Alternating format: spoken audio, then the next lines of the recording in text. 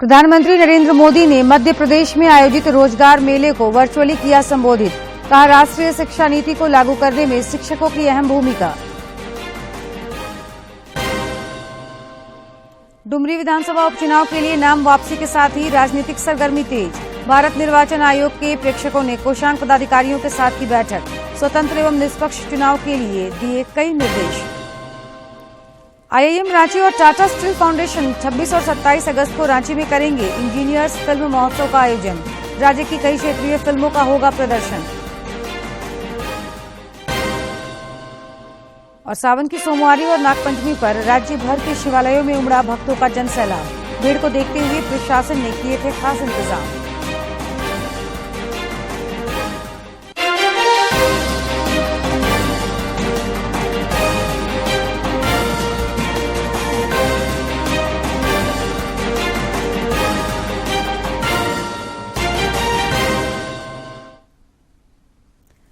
नमस्कार, खबरें झारखंड में आपका स्वागत है। मैं हूं जयलक्ष्मी और अब समाचार विस्तार से।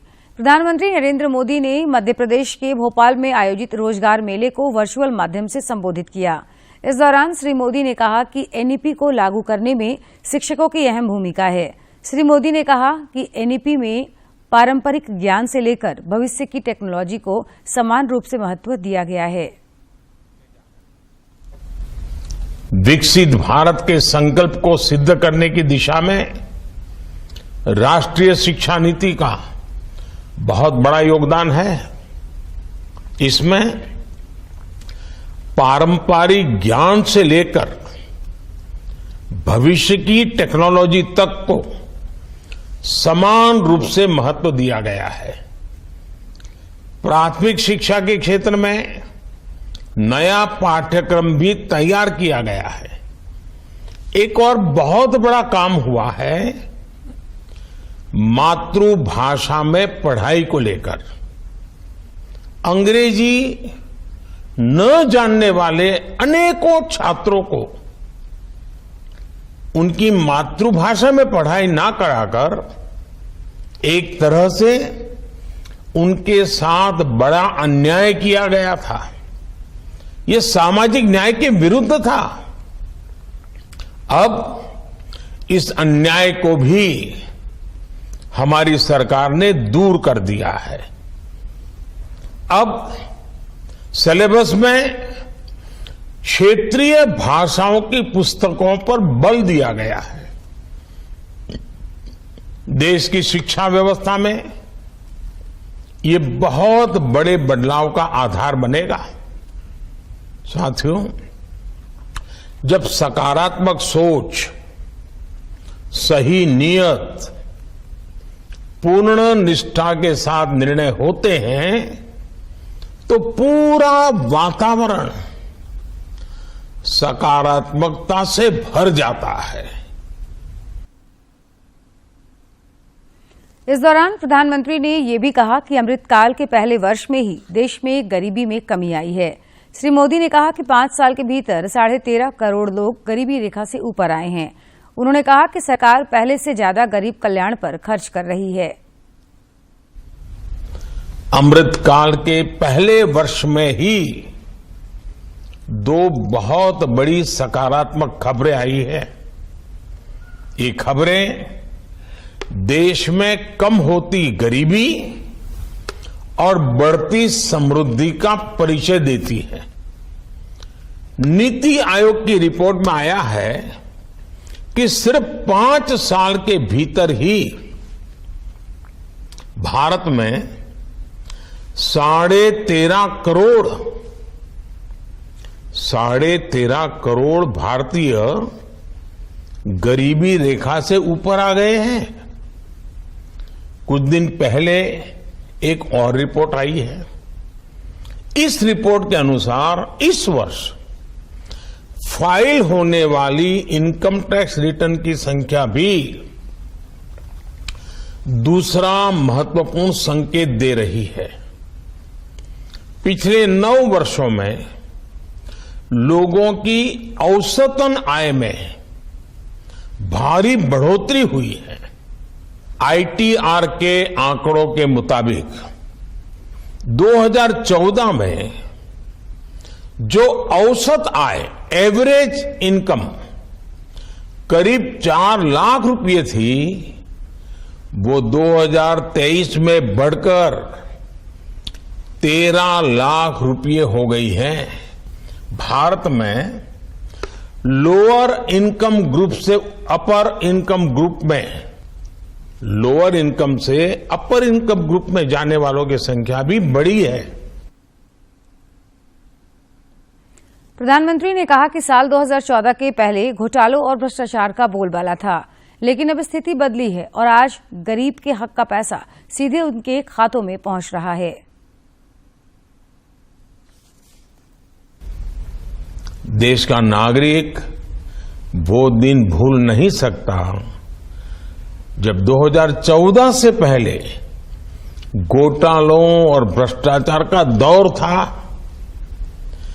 गरीब का हक उस तक पहुंचने से पहले ही लूट लिया जाता था। आज गरीब के हक का पूरा पैसा सीधे उसके खाते में पहुंच रहा है। साथियों, सिस्टम से लीकेज रुकने का एक परिणाम ये भी हुआ है कि सरकार गरीब कल्याण पर पहले से कहीं ज्यादा खर्च कर पा रही है। इतने बड़े पैमाने पर हुए इन्वेस्टमेंट ने भी देश के कोने कोने में रोजगार का निर्माण किया है। प्रधानमंत्री नरेंद्र मोदी कल से दक्षिण अफ्रीका और ग्रीस की 4 दिवसीय यात्रा पर रहेंगे। 22 से 24 अगस्त को दक्षिण अफ्रीका के जोहानिसबर्ग की 3 दिवसीय यात्रा के दौरान श्री मोदी दक्षिण अफ्रीका के राष्ट्रपति मातामिला सिरिल रामापोसा के निमंत्रण पर 15वें ब्रिक्स शिखर सम्मेलन में भागीदारी करेंगे।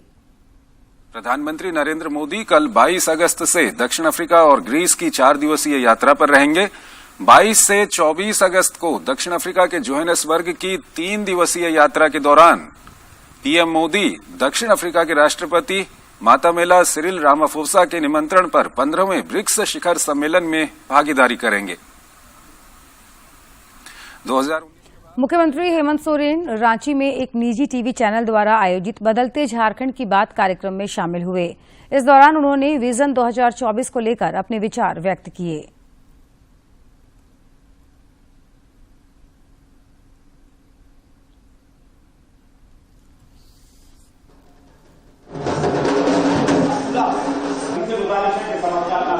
कर रही है सरकार, उस पर भी हम बात करते हैं। नजर डाल लेते हैं कि झारखंड चैनल जो है इसके सफर पर। गिरिडीह जिले के डुमरी उपचुनाव में आज 2 प्रत्याशियों ने नामांकन वापस लिया है। डुमरी के अनुमंडल पदाधिकारी सह निर्वाची पदाधिकारी शहजाद परवेज ने बताया कि निर्दलीय लैला निशा और झारखंड पीपुल्स पार्टी से नामांकन पत्र दाखिल करने वाले बैजनाथ महतो ने भी अपना नाम वापस ले लिया है। उन्होंने बताया कि अब 6 उम्मीदवार मैदान में रह गए हैं। सभी उम्मीदवारों को चुनाव चिन्ह आवंटित कर दिया गया है। इस चुनाव में झामुमो से बेबी देवी और आजसू प्रत्याशी यशोदा देवी के बीच सीधा मुकाबला है। डुमरी विधानसभा उपचुनाव को लेकर बोकारो जिला परिषद सभागार में पुलिस प्रेक्षक और व्यय प्रेक्षक ने सभी कोषांग के नोडल पदाधिकारियों के साथ बैठक की। मौके पर जिला निर्वाचन पदाधिकारी सह उपायुक्त कुलदीप चौधरी समेत कई अधिकारी उपस्थित थे। इस दौरान नोडल पदाधिकारियों से अब तक कोषांगों द्वारा किए गए कार्य की जानकारी ली गई। इस दौरान पुलिस प्रेक्षक सतीश कुमार गजभिये ने कहा कि स्वतंत्र एवं निष्पक्ष निर्वाचन कराना हम सबों की सामूहिक जिम्मेवारी है। डुमरी उपचुनाव के मद्देनजर जिला निर्वाचन पदाधिकारी सह उपायुक्त कुलदीप चौधरी ने 3 सितंबर को 5 बजे से ड्राई डे घोषित किया है। इसके तहत मतदान दिवस को शराब की न तो बिक्री की जाएगी और न ही वितरण किया जाएगा। जिला निर्वाचन पदाधिकारी ने उत्पाद विभाग के सभी बीडीओ, सीओ, थाना प्रभारी को ड्राई डे का अनुपालन सुनिश्चित करने को कहा है। इस दौरान जिले में शराब की दुकानें बंद रहेंगी। डुमरी विधानसभा उपचुनाव में मतदान प्रतिशत बढ़ाने के लिए लगातार मतदाता जागरूकता अभियान चलाया जा रहा है। जिला निर्वाचन पदाधिकारी सह उपायुक्त कुलदीप चौधरी के निर्देश पर नावाडीह में रंगोली के माध्यम से लोगों का मतदान के लिए प्रेरित किया गया। इस दौरान जागरूकता रैली भी निकाली गई। वहीं चंद्रपुरा प्रखंड में महिला मतदाताओं को जागरूक करने के लिए मेहंदी प्रतियोगिता का भी आयोजन किया गया। रांची के उपायुक्त राहुल कुमार सिन्हा ने आज बीआईटी मेसरा के वाइस चांसलर डॉक्टर इंद्रनील मन्ना के साथ बैठक की। इस बैठक में विभिन्न मुद्दों पर चर्चा की गई और निर्देश दिए गए। बैठक के दौरान उपायुक्त ने बीआईटी मेसरा की गैर विवादित जमीन पर निर्माण कार्य शुरू करने के निर्देश दिए। इसके साथ ही ग्रामीणों से वार्ता के लिए समन्वय समिति बनाने और परिचर्चा के माध्यम से विवाद को सुलझाने की बात कही। साहिबगंज में हुए 1000 करोड़ के अवैध खनन घोटाला मामले में ईडी ने डीएसपी राजेंद्र दुबे को समन भेजा है। राजेंद्र दुबे को 4 सितंबर को ईडी ऑफिस में हाजिर होने को कहा गया है। राजेंद्र दुबे वर्तमान में साहिबगंज के डीएसपी के पद पर पदस्थापित हैं। ईडी ने डीएसपी से उनके और उनके रिश्तेदारों के जमीन, बैंक सहित कई अन्य कागजातों की मांग की है। भारतीय प्रबंधन संस्थान रांची और टाटा स्टील फाउंडेशन 26 और 27 अगस्त को रांची में इंजीनियर्स फिल्म महोत्सव का आयोजन करेगी। इस दौरान राष्ट्रीय एवं अंतर्राष्ट्रीय पुरस्कार प्राप्त झारखंड की फिल्मों का प्रदर्शन किया जाएगा। संस्थान के निदेशक दीपक कुमार श्रीवास्तव ने बताया कि समाज के विकास में फिल्म की अहम भूमिका होती है। सहयोग रहेगा और ये जो कार्यक्रम है 2 दिन का जो फिल्म फेस्टिवल का, ये संस्थान की सामाजिक प्रभाव की जो प्रतिबद्धता है इसकी प्रायोरिटी है, उसी के संदर्भ में इस पहल को भारतीय प्रबंधन संस्थान ने किया है। और भारतीय प्रबंधन संस्थान हम सभी फैकल्टी का ऐसा मानना है कि स्टूडेंट्स का जो यहाँ पे है उनका होलिस्टिक डेवलपमेंट हो। भारतीय अंतरिक्ष अनुसंधान संगठन इसरो द्वारा भेजे गए चंद्रयान की सफल लैंडिंग को लेकर पूरे देश के लोग उत्साहित हैं। गढ़वा के छात्र छात्राओं को भी इसके सफल लैंडिंग का इंतजार है। पलामू पुलिस ने यात्री बस से भारी मात्रा में हथियार बरामद किए हैं। ये हथियार छत्तीसगढ़ से पलामू लाए जा रहे थे। पुलिस ने गुप्त सूचना के आधार पर पलामू बॉर्डर पर सघन जांच अभियान चलाया। इस दौरान पुलिस ने एक व्यक्ति को भी गिरफ्तार किया है। बरामद सभी हथियार सेमी ऑटोमेटिक हैं, जिनकी बाजार में लाखों रुपए की कीमत आंकी गई है। सावन की सोमवारी और नागपंचमी को लेकर देवघर स्थित बाबा मंदिर और दुमका स्थित बासुकीनाथ धाम समेत राज्य भर के शिवालयों में जलाभिषेक के लिए भक्तों की आज दिन भर भीड़ लगी रही। पहले सुबह से ही भक्तों ने अर्घा के माध्यम से बाबा का जलाभिषेक किया। कांवरियों की बेहतर सुविधा और सुरक्षा के लिए प्रशासन की ओर से पुख्ता इंतजाम किए गए थे। सावन के 7वें सोमवारी में खूंटी के आमरेश्वर धाम में पहले सुबह से ही भक्तों की भीड़ उमड़ने लगी। सोमवारी के साथ नागपंचमी का संयोग पड़ने से भक्तों के बीच अपार उल्लास देखा गया।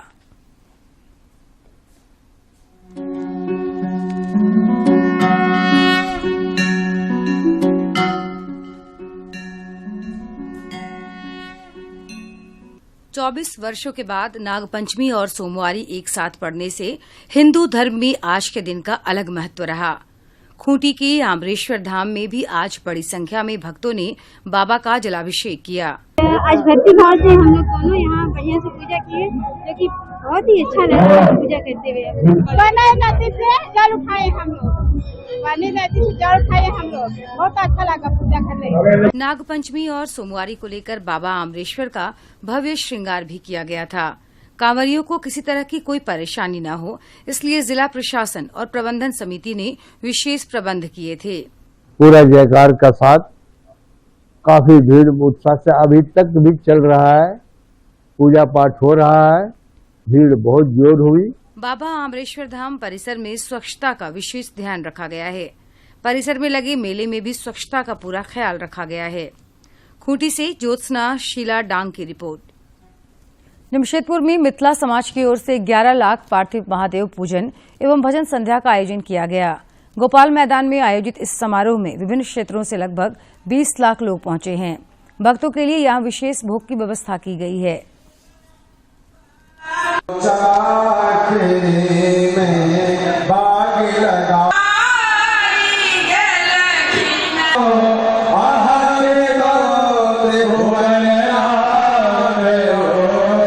जो मिथिला विभूति है, मिथिला से जितने लोग हमारे मिथिला को गौरवान्वित किए हैं, उन लोगों का हम लोग यहाँ फोटो लगा करके उनके बारे में बता रहे हैं लोगों को, उनकी प्रदर्शनी लगी हुई है। हम लोग उम्मीद करते हैं कि हम लोग का ये कार्यक्रम बहुत अच्छा होगा और एक पूरे समाज को संदेश जाएगा कि जो हम लोग इकट्ठा मिलकर ये कार्यक्रम किए हैं।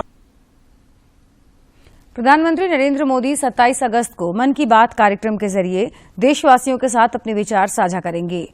प्रधानमंत्री ने इस कार्यक्रम के लिए लोगों से अपने सुझाव देने का आग्रह किया है। सुझावों को टोल फ्री नंबर 1800-117800 पर मिस्ड कॉल देकर रिकॉर्ड कराया जा सकता है।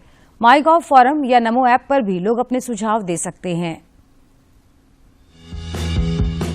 मन की बात है जन जन की, संघर्षों के कुछ किस्से, कहानी कुछ सफलताओं की, अनकही विरासत की, उम्मीदें नए भारत की।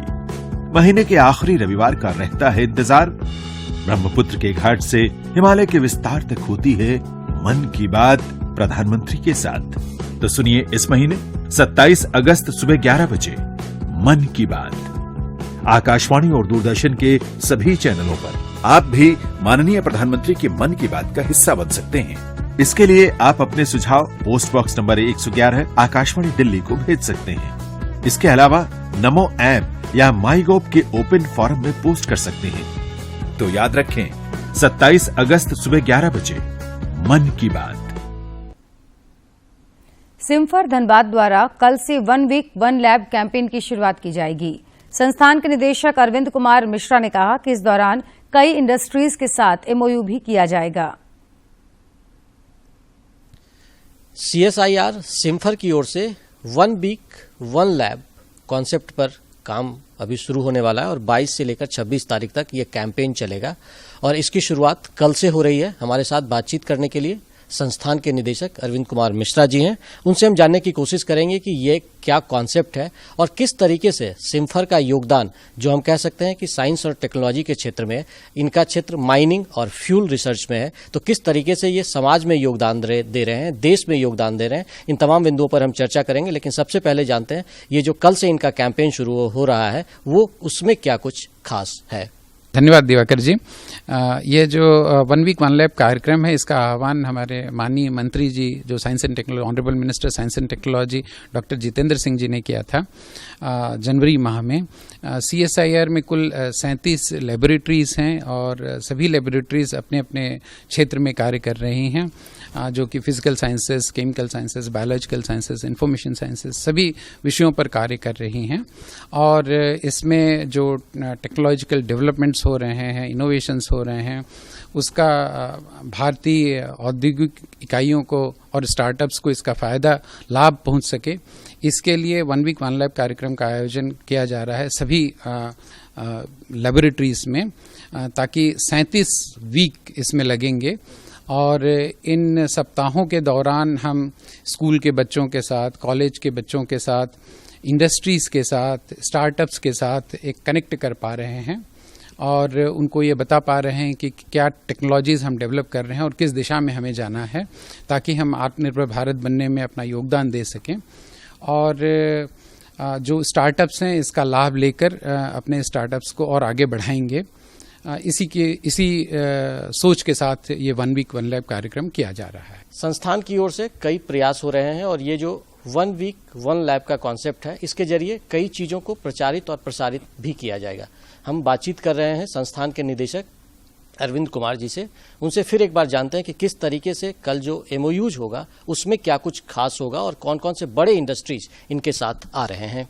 कल 1 वीक 1 लैब प्रोग्राम का इनॉग्रल प्रोग्राम है। इसमें हमारी सेक्रेटरी डॉक्टर एन कलाई सेल्वी, जो सेक्रेटरी हैं DSIR की, वो भाग ले रही हैं, वो उद्घाटन कर रही हैं।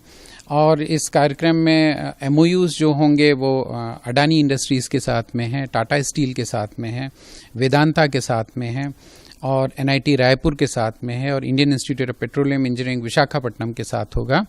इन MOUs का ध्येय है जिसमें हम कुछ साझा तौर पर टेक्नोलॉजी डेवलप करेंगे जो इंडस्ट्रीज़ के लिए लाभकारी होगा और संस्थान के लिए भी लाभकारी होगा। 1 वीक 1 लैब के कॉन्सेप्ट को लेकर कई MOUs भी होंगे और साथ ही साथ संस्थान किस तरीके से काम कर रहा है और जो हम कह सकते हैं साइंस एंड टेक्नोलॉजी के क्षेत्र में इनका क्या कुछ योगदान है, ये लोग जान सकेंगे, पूरी दुनिया जान सकेगी। और साथ ही साथ इस संस्थान में जो हम कह सकते हैं वैसे बच्चे, वैसे यूथ वो भी आ सकेंगे जो इनोवेशंस के क्षेत्र में काम कर रहे हैं, रिसर्च कर रहे हैं, और साथ ही साथ नॉन निहाल जो हमारी यंग पीढ़ीज है उन्हें भी इस दौरान संस्थान में विजिट करने का मौका मिलेगा। अपने सहयोगी राज मनोहरन के साथ मैं दिवाकर कुमार, दूरदर्शन समाचार, रांची। और अब कुछ खबर राज्य के विभिन्न जिलों से।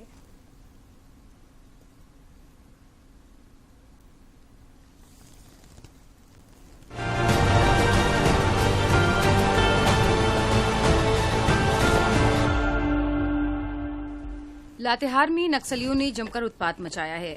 नक्सलियों ने डीवीसी के साइडिंग ऑफिस स्थित कांटा घर को आग के हवाले कर दिया। इस दौरान नक्सलियों ने कर्मचारियों के साथ मारपीट भी की। गिरिडीह के थाना में एक व्यक्ति की मौत हो गई। इस व्यक्ति पर वृद्ध मां की हत्या का आरोप था। आरोपी बेटे की मौत होने के बाद परिजन पूरे मामले की जांच की मांग कर रहे हैं। साहिबगंज के कई गांव में डायरिया ने तेजी से अपना पांव पसार लिया है। बोरिया प्रखंड के 6 गांवों में लगभग 2 दर्जन लोग डायरिया की चपेट में आ गए हैं। जिला प्रशासन ने डायरिया प्रभावित गांवों में टीम भेजकर हालात की जानकारी ली और मरीजों को इलाज के लिए अस्पताल भिजवाया। देवघर की निजी कंपनी में चोरी करने वाले 2 आरोपियों को पुलिस ने दबोच लिया है। चोरी करने वाले दोनों आरोपी कंपनी के ही कर्मचारी हैं। पुलिस ने इनके पास से चोरी का सामान भी बरामद कर लिया है। धनबाद में कोयले के अवैध कारोबार में वर्चस्व को लेकर मारपीट हुई है। इस घटना में कई लोग घायल हो गए। फायरिंग की घटना से इलाके में लोग दहशत में हैं। स्थानीय लोगों ने थाने का घेराव भी किया। रांची में एक बैंक अधिकारी ने आत्महत्या कर ली है। पुलिस को लाश के पास से एक सुसाइड नोट भी मिला है, जिसमें रामगढ़ पुलिस पर प्रताड़ना का आरोप लगाया गया है। पुलिस पूरे मामले की जांच कर रही है। पलामू पुलिस ने गैंगस्टर सुजीत सिन्हा के खिलाफ बड़ी सफलता हासिल की है। पुलिस ने गिरोह के हथियारों के जखीरा को जब्त कर लिया। ये हथियार छत्तीसगढ़ से पलामू लाए गए थे। पुलिस ने यात्री बस से बरामद किया है। पुलिस एक यात्री को भी हिरासत में लेकर पूछताछ कर रही है। हटिया स्टेशन से पुलिस ने 12 किलो गांजा के साथ एक व्यक्ति को गिरफ्तार किया है। गांजा ऑपरेशन नार्कोस के तहत चेकिंग अभियान चलाया जा रहा था। इस क्रम में लाल रंग की ट्रॉली बैग से गांजा बरामद हुआ। देवघर में चल रहे राजकीय श्रावणी मेला परिसर में जिला प्रशासन ने आगंतुक श्रद्धालुओं को प्राथमिक उपचार मुहैया कराने के लिए स्वास्थ्य केंद्र की व्यवस्था कर रखी है। सभी स्वास्थ्यकर्मी पूरी तत्परता के साथ श्रद्धालुओं के सेहत की जांच कर रहे हैं। रांची में सावन के 7वें सोमवार और नाग पंचमी के अवसर पर पहाड़ी मंदिर सहित अन्य सभी शिवालयों में सुबह से ही भक्तों की भीड़ उमड़ पड़ी। पहाड़ी मंदिर का गेट खुलने के बाद से ही नामकुम के स्वर्णरेखा नदी से जल लेकर पैदल पहुंचे भक्तों ने बाबा का जलाभिषेक किया।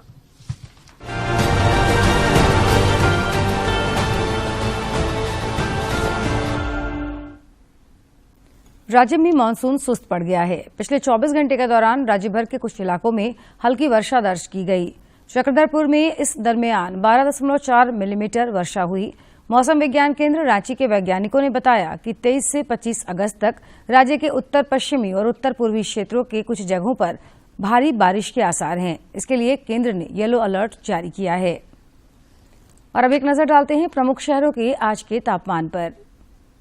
राजधानी रांची का अधिकतम तापमान 32.2 और न्यूनतम 24.1 डिग्री सेल्सियस रिकॉर्ड किया गया।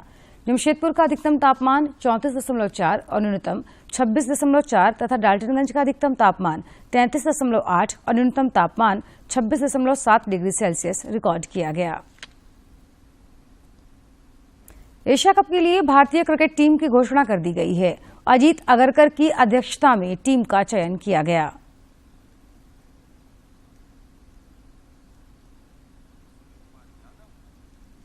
तिलक वर्मा, केएल राहुल, ईशान किशन, हार्दिक पांड्या उपकप्तान, रविंद्र जडेजा, शार्दुल ठाकुर, अक्षर पटेल, कुलदीप यादव, जसप्रीत बुमराह, मोहम्मद शमी, मोहम्मद सिराज, प्रसिद्ध कृष्णा और संजू सैमसन जो बैकअप के तौर पर हैं। सीनियर चयन समिति के अध्यक्ष अजीत अगरकर ने कहा कि इसी साल भारत में होने वाले विश्व कप के लिए टीम का चुनाव भी इन खिलाड़ियों के इर्द गिर्द ही किया जाएगा। उन्होंने कहा कि विश्व कप के लिए टीम चुनने की आखिरी तारीख 5 सितंबर है और तब तक उनके पास वक्त है। गुमला में शिक्षा एवं साक्षरता विभाग के खेलो झारखंड कार्यक्रम के तहत जवाहरलाल नेहरू हॉकी प्रतियोगिता कल संपन्न हो गई।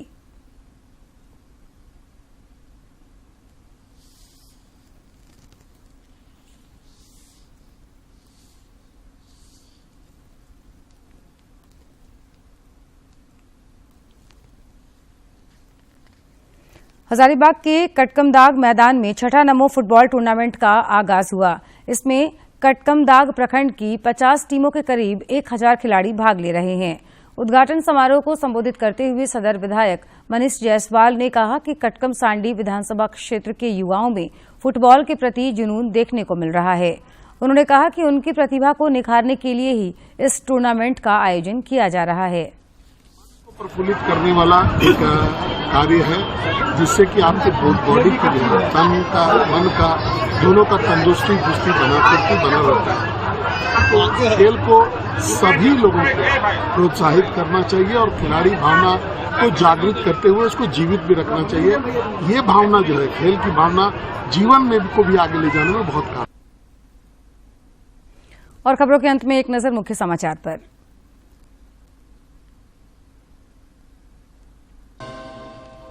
प्रधानमंत्री नरेंद्र मोदी ने मध्य प्रदेश में आयोजित रोजगार मेले को वर्चुअली किया संबोधित। कहा, राष्ट्रीय शिक्षा नीति को लागू करने में शिक्षकों की अहम भूमिका। डुमरी विधानसभा उपचुनाव के लिए नाम वापसी के साथ ही राजनीतिक सरगर्मी तेज। भारत निर्वाचन आयोग के प्रेक्षकों ने कोषांग पदाधिकारियों के साथ की बैठक। स्वतंत्र एवं निष्पक्ष चुनाव के लिए दिए कई निर्देश। IIM रांची और टाटा स्टील फाउंडेशन 26 और 27 अगस्त को रांची में करेंगे इंजीनियर्स फिल्म महोत्सव का आयोजन। राज्य की कई क्षेत्रीय फिल्मों का होगा प्रदर्शन। और सावन की सोमवारी और नागपंचमी पर राज्य भर के शिवालयों में उमड़ा भक्तों का जनसैलाब। भीड़ को देखते हुए प्रशासन ने किए थे खास इंतजाम।